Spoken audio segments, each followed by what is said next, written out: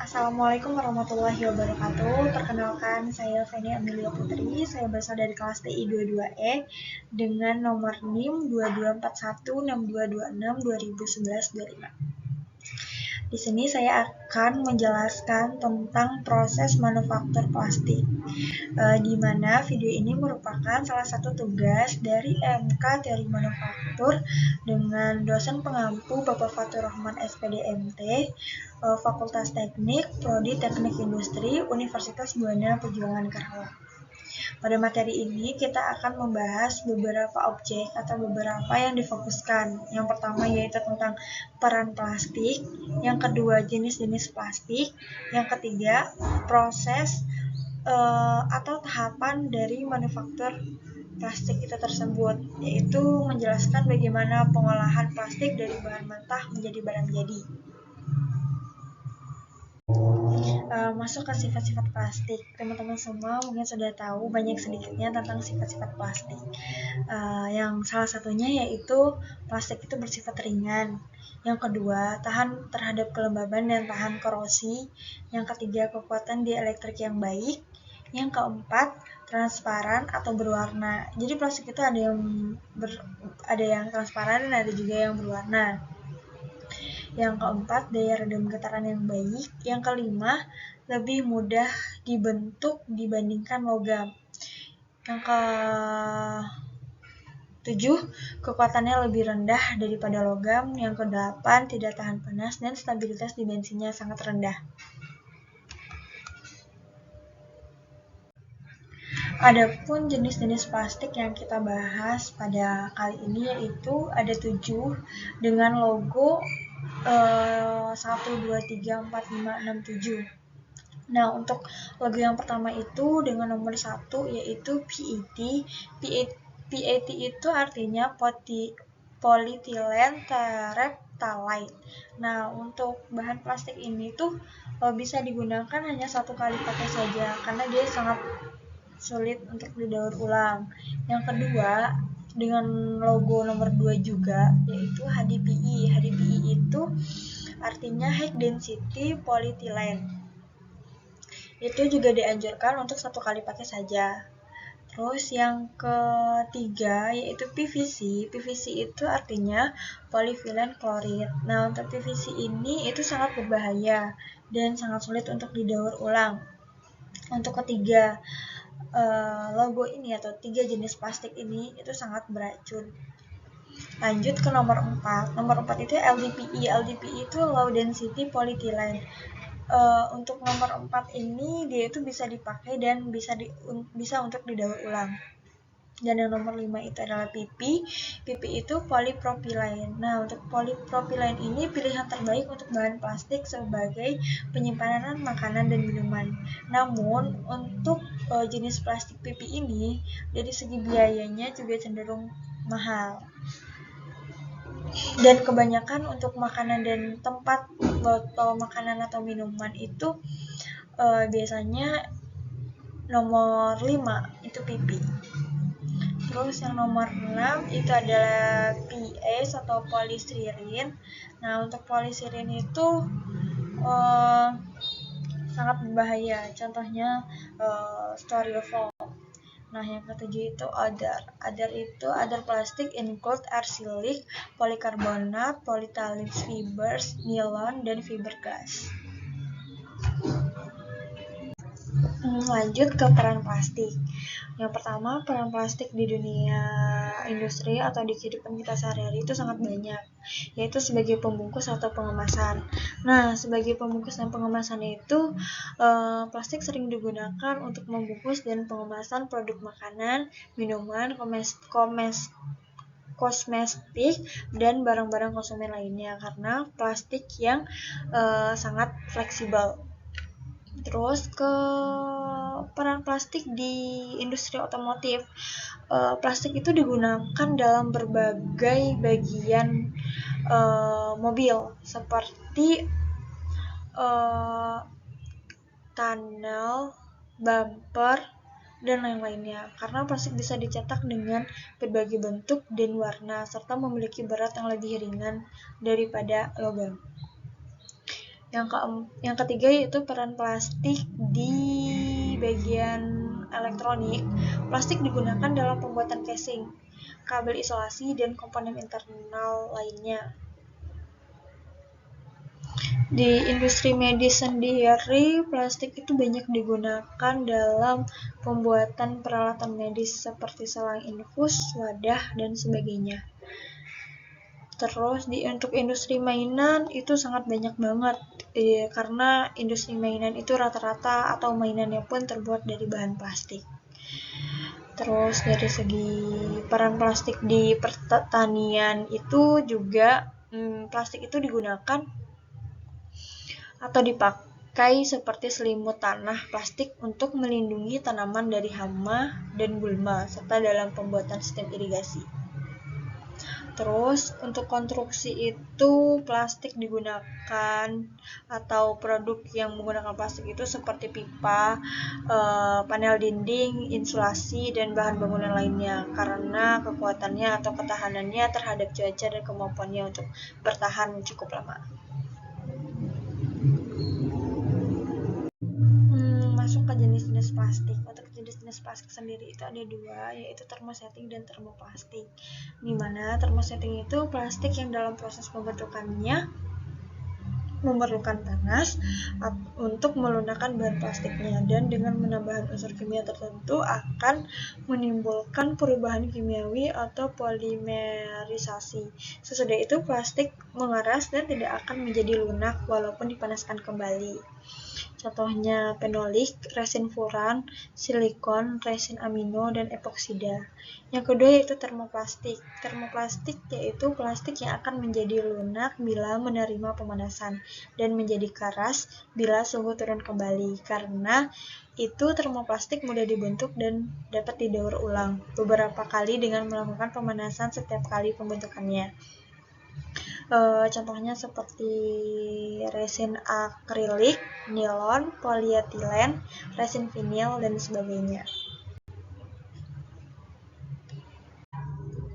Adapun perbedaan dan pembentukan antara termosetting dan termoplastik. Yang pertama, termosetting itu tidak dapat didaur ulang. Reaksi pengerasannya cepat dan dipasarkan dalam bentuk cairan atau campuran yang terpolimerisasi sebagian. Sedangkan termoplastik itu dapat didaur ulang, reaksi pengerasannya lambat, dipasarkan dalam bentuk butiran dan dicampur dalam keadaan padat.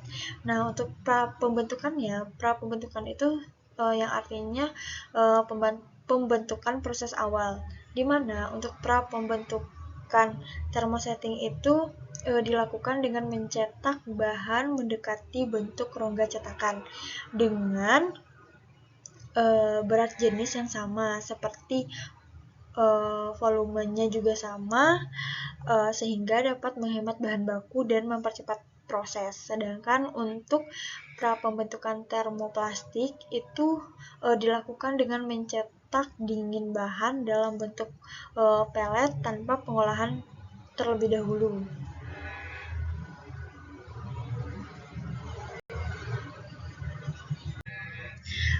Tahapan proses manufaktur plastik. Cara proses pembentukan plastik itu ada dua cara, yaitu dengan pencampuran. Pencampuran yang artinya untuk memperoleh sifat-sifat tertentu bahan plastik biasanya dicampur dengan bahan-bahan penambah atau bahan adiktif. Bahan campuran biasanya yang terdiri dari atau biasanya yang digunakan yaitu resin, stabilizer, pewarna, plasticizer, dan pemis. Terus dan yang kedua yaitu ada pra-pembentukan. Sebelum dimasukkan ke dalam mesin cetak, bahan yang telah dicampur biasanya dicetak dahulu dalam bentuk awal atau pra-pembentukan atau preforming. Oke, kita masuk ke proses pencetakan. Untuk proses pencetakan itu sendiri, kita akan membahas 8 proses pencetakan. Yang pertama yang akan aku bahas yaitu cetak tekan. Cetak tekan itu yaitu cetak logam dipanaskan 120 sampai 205 derajat Celcius. Bahannya dalam bentuk serbuk atau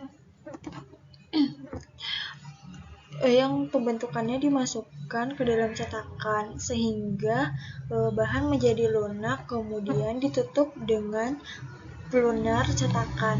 Nah, bahan tersebut akan mengalir mengisi rongga-rongga cetak dan mengeras sampai produk jadi. Dan yang kedua yaitu cetak injeksi bahan termoplastik. Untuk cetak ini, bahan cetak dimasukkan ke ruang pengumpan yang ada di atas itu. Dengan adanya gaya gravitasi, bahan masuk ke ruang pemanas setelah melalui alat pengukuran. Akibat pemanasan 120 sampai 260 derajat Celcius, bahan mengalami plastitasi dan kemudian diinjeksi ke dalam cetakan tertutup dengan tekanan cukup besar, sekitar 200 MPa. Produk cetak mengeras di bawah pengaruh pendingin air, penekanan ditarik dan produk dikeluarkan. Lanjut ke cetak rotasi. Untuk cetak rotasi itu lembaran kertas atau logam digerakkan dengan beberapa roll. Terus bahan termoplastik atau vinil atau polietelennya diekstruksi di antara roll penekan karet dan roll logam. Lapisan ekstruksi yang masih lunak melekat pada bagian dalam lembaran, kemudian ditekan oleh roll karet pada roll logam, dan dilakukan pencetakan, ditunggu pengerasan dan barang jadi. Produk siap jadi. Terus lanjut ke ekstruksi. Untuk ekstruksi sendiri, bahan cetak dalam bentuk serbuk itu dimasukkan ke ruang pengumpan. Bahan digerakkan masuk ke ruang pemanasan oleh sekrup spiral. Bahan ditekan melalui cetakan atau diem. Produk yang dihasilkan didinginkan dengan udara, air, atau permukaan yang didinginkan. Produk mengeras selama berada di atas ban perjalanan. Oke, kita lanjut ke cetak transfer. Untuk cetak transfer tersebut, bahan dalam bentuk serbuk juga dimasukkan ke dalam ruang pemanas di atas rongga cetakan dan dicetak. Bahan mengalami plastitasi akibat panas dan tekanan. Setelah menjadi cair, kemudian bahan tersebut diinjak ke dalam rongga cetakan. Bahan mengalami pengerasan dan produk jadi. Jadi dia ada proses injek dan penekanan di proses cetak ini. Terus lanjut ke nomor 4, cetak injeksi bahan termosetting.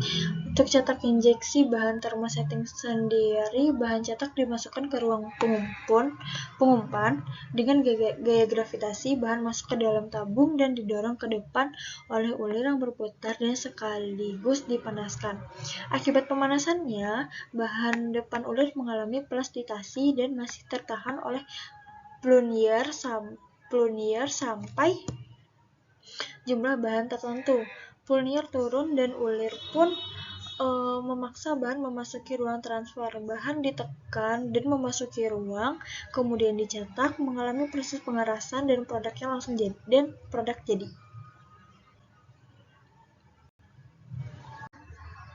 Oke, lanjut ke cetak tiup. Untuk cetak tiup sendiri yaitu bahan plastik atau parison dimasukkan melalui hopper, kemudian diekstruksi secara cepat hingga keluar dari ruang mesin.